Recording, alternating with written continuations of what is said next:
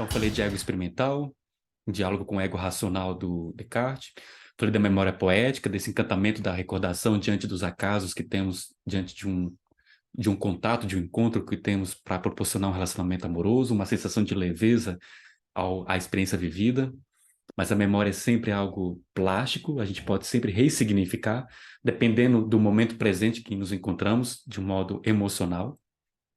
O idílio, que eu acabei de dizer para vocês, essa busca de uma felicidade sem conflitos, uma harmonia. Se a harmonia não tem, imagine um som instrumental, não tem desafinação, está afinado, mas isso é uma idealização, porque sempre vai desafinar em algum momento, e essa desafinação nos encontros, seja lá com quem estabelecemos, na família, trabalho, conjugal, etc., vai ser conflituoso. Então ela é uma contradição. A gente busca o idílio, mas há um insustentável idílio do nosso ser, porque nós convivemos com as pessoas e é com elas que queremos ser felizes e muitas vezes elas não proporcionam a idealização que projetamos nelas. Quarto, que eu quero falar aqui com vocês, é possível a leveza do ser? O título nos coloca esse questionamento, né? A insustentável leveza do ser.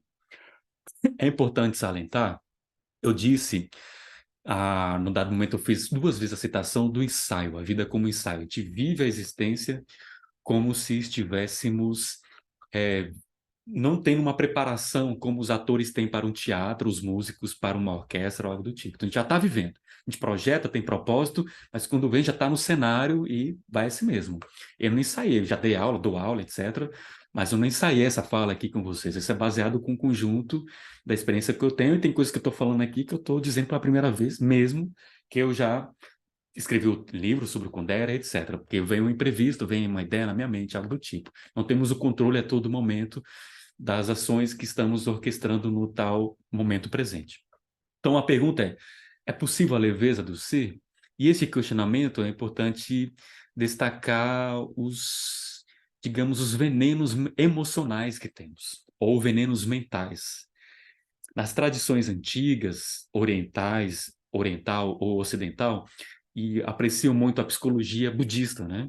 Óbvio que a obra não está focada nisso, mas não, como que eu vou colocar? Não estou querendo dizer que a leitura que eu estou tendo da obra é uma perspectiva de uma tradição oriental, mas pegando alguns elementos entendidos pelos budistas, pelo Siddhartha Gautama, com venenos mentais ou venenos emocionais, pode ser entendido à luz desses personagens, dadas as confusões que eles se meteram e que nós também nos metemos. Existem 5 venenos mentais ou emocionais dentro da tradição do budismo, que é o desejo, o apego, o medo, a raiva e a ignorância, né? É a psicologia, ou seja, entender a roda da vida e o nosso sofrimento, ou seja, o peso de viver advém exatamente a esses elementos emocionais que não tomamos consciência. Então, é interessante o quinto elemento, que é a ignorância. Então, nós temos o desejo, que o Platão tratou sobre isso, essa busca de um amor que nos complete, que nós somos seres de falta. Consequentemente, ao conquistarmos alguém, está estabelecido um relacionamento, mesmo que não tenha um contrato, se é, enfim, namoro, futuro casamento, seja lá o que for, está ali nos primeiros encontros iniciais, pode ocasionar um apego. E esse apego vai, de repente, nos colocar outros elementos, que é o medo e a raiva, que é como se fosse faz da mesma moeda. O medo, e na psicanálise é colocado isso, pode nos levar a atitudes violentas. Toda vez que eu vejo uma situação de um homem violento, principalmente com as mulheres, fica muito claro o quanto ele é uma pessoa insegura, que tem um medo que ele não consegue tomar consciência. É uma sombra dele, é uma sombra emocional. O medo dele, que ele não toma contato, como assim? É a insegurança, ele fica com ciúmes. O que é o ciúmes? É o medo de perder alguém, ele está totalmente numa situação de dependência emocional. Esse medo de perder a pessoa leva a um outro sentimento, que é a raiva, e ele acaba agredindo aquela pessoa que ele conota que quer ter um apego por ela para toda a vida. Então, cai numa contradição emocional. São venenos mentais. Então, essa perspectiva é interessante. Vamos deixar de ter desejo, apego, medo e raiva? Provavelmente não tão fácil assim. A não sei que nós fôssemos meditarmos e ficar em mosteiros, e olhe lá. Mas o quinto elemento, que é a ignorância, a gente pode, de repente, tentar acessar. E a filosofia nos proporciona isso, e a literatura também, porque o próprio Kundera, na Arte do Romance e outros ensaios, diz: eu escrevo obra literária, ele está vivo até hoje, já é um senhor de idade, tem mais de 90 anos de idade. Ele nasceu em 1929, no 1º de abril, inclusive. E ele coloca: a minha obra literária, meu conjunto de livros, é com o intuito de meditar a condição do ser humano, nos seus conflitos, nas suas buscas idílicas, dos seus desafios de assumir a responsabilidade com a própria decisão, da sua liberdade. E é interessante, então, a destacar que, uma vez que é uma meditação existencial desses egos experimentais que nós podemos nos espelhar, entender os ciúmes dos personagens que aqui estão colocados, a gente pode nos espelhar e nos entender também. Então, uma vez que a gente tem essa compreensão, pode nos levar a um autoconhecimento. E aí a gente vai cessar ou diminuir a ignorância, que é esse quinto veneno mental. A gente vai continuar sentindo desejo, apego, medo e raiva, mas de repente não sermos reativos a isso. Então, uma pessoa totalmente reativa é uma pessoa totalmente que está agindo de uma maneira ignorante. O que é ignorância nesse sentido? Com desconhecimento daquilo que passa dentro dela. E haja terapia, leitura, um momento de solidão para tomar contato com as suas sombras e aí despertar uma consciência de dizer: bom, estou sentindo raiva, estou sentindo medo, como que eu vou lidar com? Depende, será que é uma conversa? Será que eu vou estabelecer com ela uma abertura de me colocar numa situação vulnerável? Será que existe essa possibilidade? Se não existe essa possibilidade, como eu vou estabelecer esse contato comigo mesmo? Enfim, ter um cuidado, ter um autoconhecimento.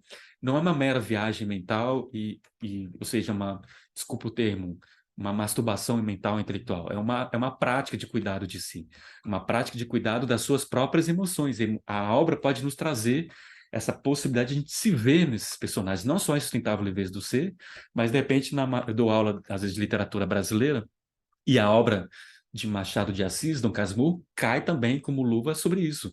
Mais do que discutir se Capitu traiu ou não, que é uma discussão supérflua, é discutir os ciúmes tóxicos do Bentinho.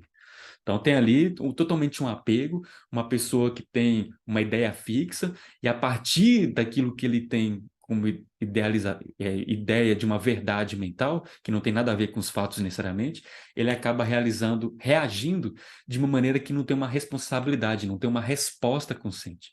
Então, o elemento que eu quero trazer aqui temos 5 venenos mentais, e o quinto, que é a ignorância, a gente pode, de repente, cessar através de leituras, que pode ser um caminho terapêutico de autoconhecimento. Deixa eu colocar aqui para vocês esses venenos mentais. Então, o nosso desafio é ter o autoconhecimento por várias narrativas que nos colocam essa condição de reflexão.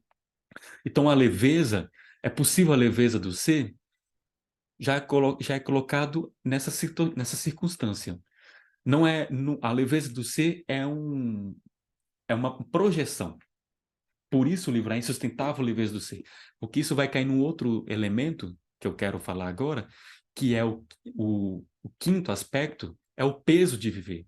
Uma vez que você decide, toma uma consciência com esse cuidado, tomando cada vez mais um contato com as emoções do medo, raiva, desejo, apego, e fazendo um esforço de estabelecer, digamos, encontros potentes para a sua vida, há um peso de responsabilidade nisso. Só que esse peso não necessariamente é uma conotação negativa. Então, a literatura, na obra, colocou lá no início, na minha fala, eu falei para vocês, o Parmênides coloca que o peso é negativo e a leveza é positivo. Mas a própria narrativa brinca com isso, ironiza. Será que é isso mesmo?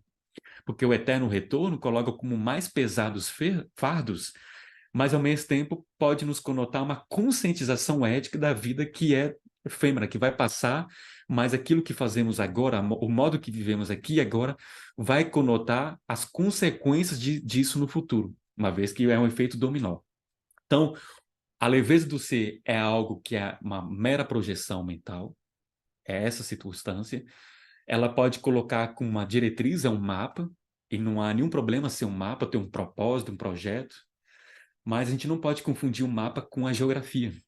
Então, imaginemos que eu quero viajar. Hoje a gente tem aparelhos eletrônicos para isso, tem o Google Maps e o Waze, etc. É um mapa, mas o mapa não prevê necessariamente, por mais tecnológico que ele esteja, ele não vai prever todos os detalhes da realidade. Ele pode até prever, de repente, uma situação de engarrafamento, quando é mapa eletrônico, né? Um mapa de papel não vai prever isso, realmente não tem como prever isso. Mas não vai prever a pessoa que você vai quer encontrar no meio do caminho, de repente a parada que você vai fazer, tomar um café, estabelecer um contato com um novo colega, fazer, de repente, um novo contato, que pode, de repente, ser um novo divisor de águas na sua vida. Ou acontecer nada. Isso significa o quê? Um mapa é apenas um caminho de orientação, mas o mapa nunca é a geografia, nunca é o caminho de fato. A gente não vai caminhar sobre o mapa. O mapa está no aspecto mental, de como vai nos orientar, é uma forma de leitura, mas a vivência, de fato, ela sempre vai ter uma conotação fora daquilo que a mente idealiza. Ela tem uma outra realidade da qual a mente não é capaz de prever 100% os acontecimentos.